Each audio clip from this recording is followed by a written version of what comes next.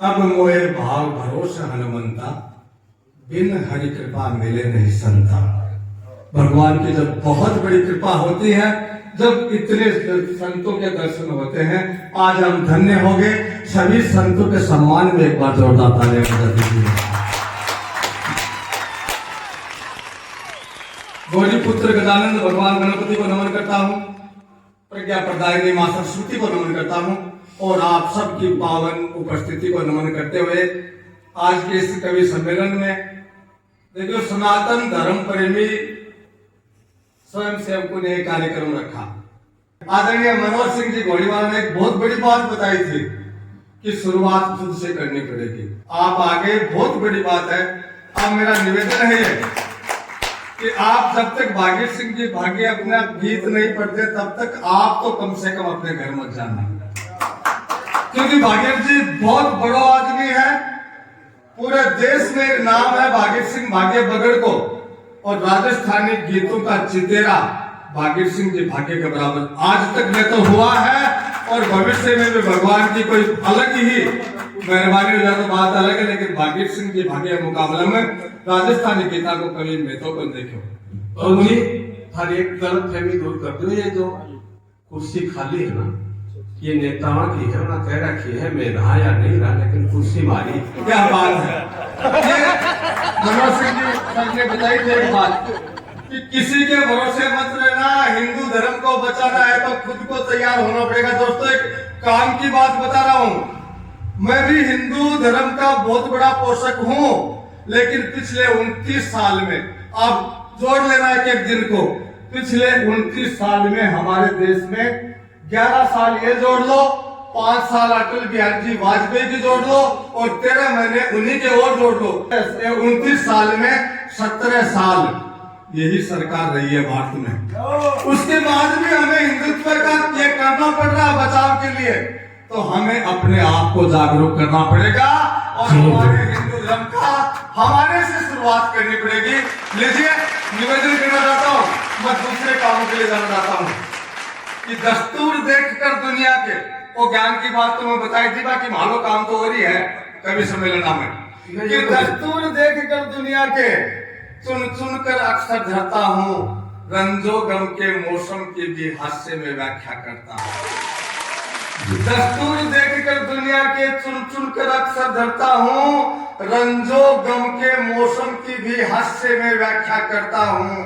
वाचाल नहीं इतना ज्यादा बात को लिया मैं, वाचाल नहीं इतना ज्यादा पर कम अर्थों में मौन हूं मैं, बस इतना ही परिचय काफी है। अब आप समझ लो कौन हूं मैं, अब आप समझ लो कौन हूं। दोस्तों बहुत हुआ सम्मान मान सत्कार आपकी नगरी में, कविता के प्रति देखा अद्भुत प्यार आपकी नगरी में। इन कवियों के बल पर मैं कहता हूं और वादा करता हूं कि आज की रात मनेगा काबे का त्योहार आपकी नगरी में, त्योहार आपकी नगरी में आनंद आएगा। प्रवचन अपन ने सुन लिया, लेकिन कविता क्या होती है दोस्तों, उसकी शुरुआत मैं करना चाहता हूँ। एक अपने लोकोक्ति है सर कि हाथी डूब गो हथेली भर पानी में। हाथी हथेली भर पानी में डूबने को मतलब अचंबा वाली बात हो जानो भाई, हाथी तक पानी में डूबा तो मतलब अचंबा हो गया, लेकिन हो गया। पिछले 8-10 दिनों से अपने एक अखबार पढ़ रहे हैं कि एक जज के घर में 20 करोड़ रुपए को जला दिया गया। वो वकील बाहर डालने लग रहे हैं, बोले यार मान लो तो काम ही बंद हो, सीधा जजा से सेटिंग हो रहा था, मान ली भैंस को तो आपके स्थिति नहीं भारत की। तो जुड़िए रचना से, हाथी का हथेली पर पानी में डूबना अचंबा है भी और अचंबा नहीं भी है। एक छोटी सी बांध के आपके सामने पेश कर रहा हूँ, कविता क्या होती है, उसके बाद आपको हास्य की दुनिया में ले चलूंगा। जुड़िए रचना से कि हाथी का हथेली पर पानी में डूबना कोई अचंबा नहीं है। कब कि मंत्रियों के कक्ष में ही होते हैं गलत काम, चोरी होती जब पुलिस की निगरानी में। जगह गांव में शांति है, आराम से लोग रह जाओ और बैठे थे चौकी खुलवा लो राजनीति में जाके, थाने बताऊं तीसरे दिन ही बड़े बदमाशी होनी शुरू हो जाएगी। कि मंत्रियों के कक्ष में ही होते हैं गलत काम, चोरी होती जब पुलिस की निगरानी में। और न्यायालय में ही रिश्वत का है लेन देन, शासन है लिप्त जब खुद बेईमानी में। गोरों की तो इज्जत नहीं, गधे गीता बाज रहे, और रहा नहीं भेद कुछ रानी नौकरानी में। इनका अचंबा नहीं तो क्या है अचंबा यारो, यदि हाथी डूब गो हथेली भर पानी में। क्या बात है, क्या बात है। लेकिन अचंबे वाली बात है कब है कि नेता में चरित्र हो। मुझे बता देना कि ये राजनेता चरित्रवान है, तब हाथी का हथेली पर पानी में डूबना पक्का है सर। कि नेता में चरित्र होए, धतूरे में इत्र होए, नियत पवित्र होए किसी की जवानी में, और थाने में ईमान होए, भिक्षक में मान होए, नाई की दुकान होए सिखों की ढाणी में। हाँ, के खा ले सिखा की ढाणी में नाई दुकान खोल के ना जी भाई जी, पार्ट के बात नहीं पड़ा। थाने में ईमान होए, भिक्षक में मान होए, नाई की दुकान होए सिखों की ढाणी में। अरे जुगनू में प्रकाश होए, मरुस्थल में घास होए, सत्यता को वास हो यदि वकीलों की बानी में। जीवन में मिल जाए जब तुम्हें कुछ बात ऐसी, जानो हाथी डूब गो हथेली भर पानी में। क्या बात है। अगर ऐसी बातें मिल जाए तो आप समझना कि गड़बड़ी हो गई।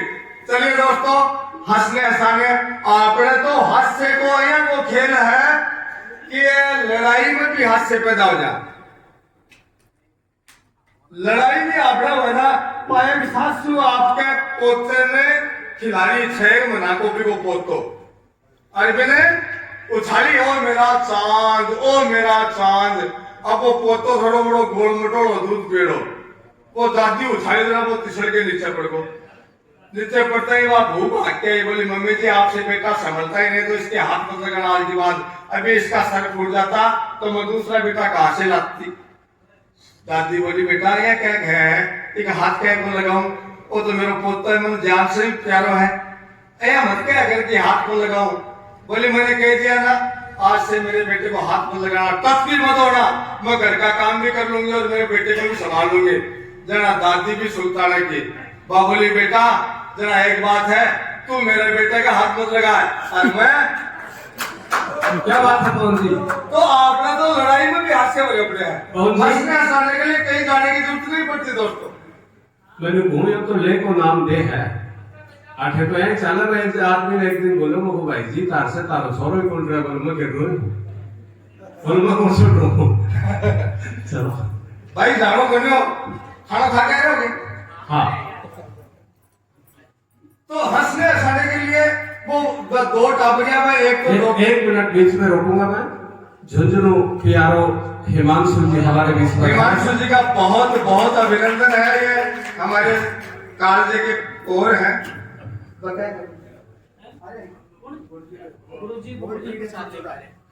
हिमांशु जी बहुत बहुत स्वागत है। कभी सम्मेलन से तो टेमू आया, मैं ही पहले शुरू करती हूँ।